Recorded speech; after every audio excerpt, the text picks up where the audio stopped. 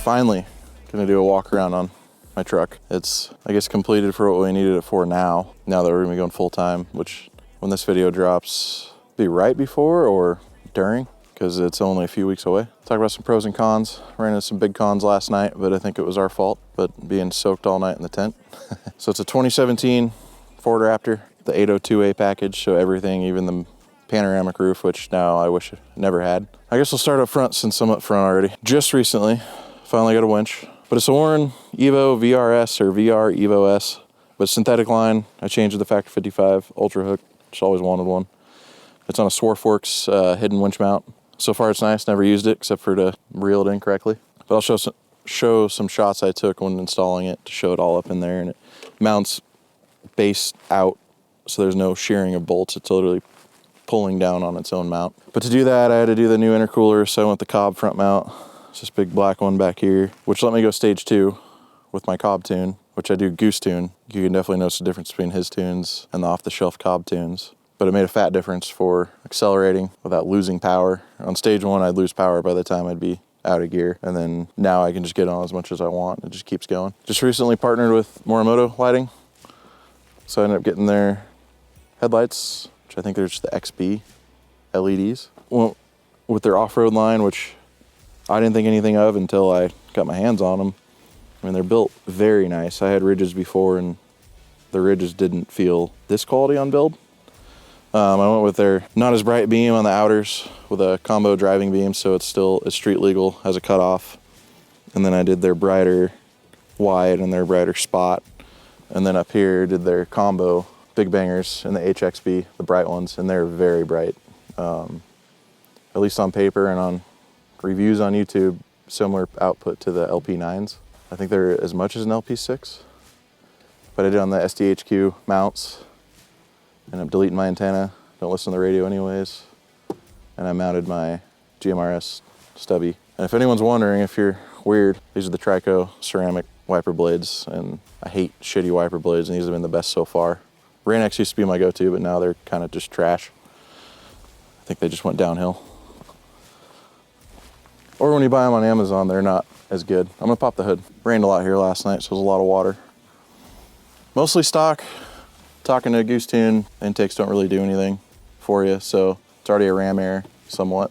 But I just did a drop in K&N. At the time, I could not find any other filters, which I guess it was mid-COVID time, so nothing was in stock. Probably gonna switch to like an AFE dry, but right now it's an oiled K&N. I changed to the newer coolant because it ended up doing a 180 SPD 180 thermostat. I didn't want to go to the 170 because I still wanted heat in the cold weather because we're in cold a lot. X2 power battery, it's about 4 years old now. Does well, all the stickers came off though. Did the SDHQ billet battery kit. So you got the relocated ground, your billet power. It doesn't change your factory ground because it's got the BMS attached to it, and it's already pretty good mount. My 40 amp fuse for the battery system. And then I got the JLT catch can, which my truck barely pushes oil, so it's nice. I could probably go like 3 oil changes and still only be halfway up. And I used all AMSOIL oil and filter. I got the hella horns because my horns went out. Now I sound like a Ford Focus. So yeah, I'm getting factory horns again. They're terrible. Then I did do the Araby diff breather kit. Did that pretty early on. I ended up losing the filter, so I got a Vi-Air filter because they cost a quarter the amount. But I got my front and rear coming up to here. So for wheels and tires, I went with the Mickey Thompson Baja Boss ATs. I like an AT. I don't do much mud. I don't like the mud. And if I run into it, they do just fine, especially these ones. But they're 37, 1250, 17. I think they're like a mid-size 37, kind of in the middle there, which was nice. I wanted something smaller anyways. Then I went with the Icon Recon Pro. They're their beadlock design. I forget what they call them. Or like interlock maybe? Basically just bolt down behind the front bead so you can't lose the front bead. And then they have the replaceable beauty rings too, which I've scraped some up, but not that big of a deal. But if you wreck one, you can at least replace them, and they're fairly cheap. So far, they've been nice. I've aired down into the single digits in the snow, and it's been amazing. These tires have been the best. I had Falcon Wild Peak ATs before I blew one out, and they're discontinued. They're amazing in the rain on the asphalt, which is a big deal, because drive on that more than half the time anyways. But these are even better. I was surprised they were better on the asphalt, but yeah. So far, I'm definitely gonna buy these again. I guess for the brakes, which you can't really see, I have EBC slotted rotors. That's all I can get during COVID times. I went with hawk pads because you couldn't find EBCs, which I'm happier that I did. They've been better that I've noticed compared to other people's. But they're the, what do they call them? They don't call them the super truck ones, but they're the red ones, like the extreme ones. They've been great. I have years on them, like 30,000 miles, so, and they're still solid, still have a lot of life. So front suspension, I did the, just a cambered preload collar, the 1.5 inch. I don't want to go any bigger because then you start messing with being too much for the factory spring. To keep the factory spring, I talked to a lot of people on what to do and ended up talking to the XO off-road guys that take their Raptors to Baja all the time, and they're pretty much just recommended doing a collar until I do coilovers. Like, I didn't really want to mess with iBox or geysers just for possibly harsher ride, too tall, braking stuff. And these were actually amazing once I put them on. Just a little bit more preload felt better on the road, just for a little bit of lift to level it out. I just got all my shocks rebuilt from Angry Pumpkin Off-Road. Just rebuilt all my shocks. They were blown. They weren't leaking or anything, but they were definitely chewed up. And I have not heard if I get my deposit back or not yet, because I did the exchange program. But boy, the rebuilt shocks feel amazing. You can see a little more in the rear. So I had Devers plus 4 HDs for a year once I got the GFC, and they're great. Quickly realized I need to hold more weight, and then I didn't know at the time that Devers sag more than they should for what they're supposed to be. So I went with Icons, and I did the option 3, so the 850 pound setting. And for what I have on there right now, I mean, they're too tall, which is fine because I'm gonna probably add a little more weight. After this trip jumping around, this is the first actual trip on the new springs. They've settled more and it sits more how I like it. I don't have a bump kit yet, just running the Camberg 1 inch bump stop drops for now. Oh, and then I have Camberg MIG shackles, just standard length. Also, my 30 inch spare fits up under the stock location. I figured it would mostly fit if the Gen 3s fit, but I have to pretty much take most of the air out of it, or all the air out of it, and ratchet strap it back to clear the axle. But it's been good, holds up. Got my Ford Performance diff cover, but I didn't spend the money on that, so I just got the Dana Spicer one. Because I did gears for the 37s. Yukon gear 488s, just it already has a factory rear locker and the front torsion, so I did not change any of that. Gearing was nice, made it feel, I guess, stock again. A little over geared for 37s, but it's great. I do have a problem with a rear pinion wind. Oh, I also changed the gears, not just for the 37s. I blew a pinion bearing, so I decided to just do it when I was already in there. I still have some sort of whine, 50 to 60 miles an hour, but once I got rid of the Devers and went to the Icons, it drastically went down. It went down 10 miles per hour, and it's a lot quieter now. I don't know what's going on unless it's the actual gear, because we've pulled it out a second time and reset it up again, and it was already good pattern. Everything was correct, just made it a little tighter into Ford specs, I guess. Yeah, it's still weird, but it's fine. If it gets really bad or breaks, I'll just go with the nitro gear in the back. I ended up doing the K9, or the Easy On K9 roof rack. It's gonna go front runner or something else. I really wanted a Sherpa, just I like the company, but I learned more about extrusion racks and these racks. It mounts ridiculously solid. I got a 72 liter alu box, cover gear and tools with their mounts to hold it down.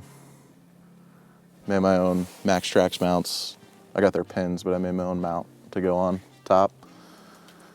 It's been nice. I mean, I mainly got the roof rack just for the Max Trax, which is funny, but I did not want them in anywhere. And if I didn't have the roof rack, I wouldn't carry them. Then I've never gotten these before, but I got the WeatherTech, what do you call them? Window visors. I don't know, it's nice to keep the windows cracked for air for the dogs. Keep the water out, which last night it rained inches, like literal inches. It was insane for like 8 hours straight. But they sleep back here, which as you can see, the divider is back there. Got their beds. I don't trust our puppy styles for going up front and chewing on stuff, so. Inside is freaking trash. I'm gonna go over there. All right, so now that we're inside, it's trashed. It's got multiple trips on it without cleaning it. And the dog's being muddy this weekend getting up here. I don't have a ton. I have some stuff. Built right mount up here. These are not 67 designs, they're bullet point arms with Moment MagSafe magnets because they hold on really well. I don't even lose it. I think I've rarely lost a phone, like jumping and everything. Also did my own 3D printed mount for the iPad for Onyx with the same MagSafe mount, just a MagSafe ring on the back. This thing doesn't move. Did get the new Garmin InReach Messenger since we're going out and about all the time now. It's pretty nice. Just mounts here magnetically. Connect to it anywhere in the truck so I can check weather whenever I want, send stuff whenever I want. Action cam out here. I have a mic here for when we're filming in here, which I mainly film on the Pocket 3. Inside the cab, it's just easier. And it looks good. But Blackview 900X, I don't know. Dash cam. Other than that, besides this is where I charge everything, and my radio's here, which yeah, it's a rugged radio, whatever, it works. Most of my charging in here, got some Anchor AC power outlet so I can get some actual wattage. I'm gonna reorganize this again. I reorganize it all the time and it just turns to crap. Built right panel here, just got pins and like multi-tool and stuff in this triple aught design. OP1 pouch. I got a seatbelt cutter, whether needed or not. Oh, actually up here, just after showing the dog divider, I need to tighten it, but I was able to mount to the upper frame in the roof so I can actually attach their divider up here, but I need to find a better way of tensioning it. But the cover just goes back over and hides it, so it's pretty nice. And like I said before, don't get these with the panoramic roof. I've had it leak twice. And now I just don't open it. It usually sticks anyways, so hopefully it just stays stuck and doesn't leak. And then I still just use the factory Raptor or Ford switches, which I think I'm wired to everything but 5 right now. So air compressor and all the lights, chase light. We can go to the back. Got the goose gear, full seat delete. It was a must if we were gonna get another dog. And it's been nice. Besides not knowing that you put your factory like carpet foam back in, because it seemed too tight, so I didn't do that, and the amount of air noise was insane. But I ended up getting 3M Thinsulate insulation. A lot of the van lifers use it, and it's quieter than stock. Since I do have the subwoofer, I got that package. I wish I kind of didn't, even though it sounds really good, just for more storage. But it's not that big of a deal. I got a Victron 700 watt inverter. That's all I really needed just to charge MacBooks and the drone batteries. Other than that, I don't use the inverter for anything. Enduro Power, 120 amp, it's their Connect series. So it's all Bluetooth. I can check on, like monitor it and everything on the app. Mounted a built right panel straight to the floor, bolted to the floor to mount the battery. So nothing moves, so I can jump and do everything. Up in front of here is the Red Arc BCDC 25 amp charger. And I got other Blue Sea fuse boxes and fuses and everything in here. So I ended up running all the wiring and mounting with P-clamps to all the extrusions in here, so it's pretty clean and doesn't move around. And then on this side is the dog side. Food bowls, water bowls. I even have a charger in here for their e-collars. So it's pretty nice. Extra storage, but they get way more room back here now. It's expensive, but kind of worth it in the end. And then right there's where I store the WeatherTech window covers, because I don't want the dog seeing out, because the puppy will bark, and keeps it more insulated in here for him anyways. Just blackens it all out. And then it also privacies our inside window too for us and the camper.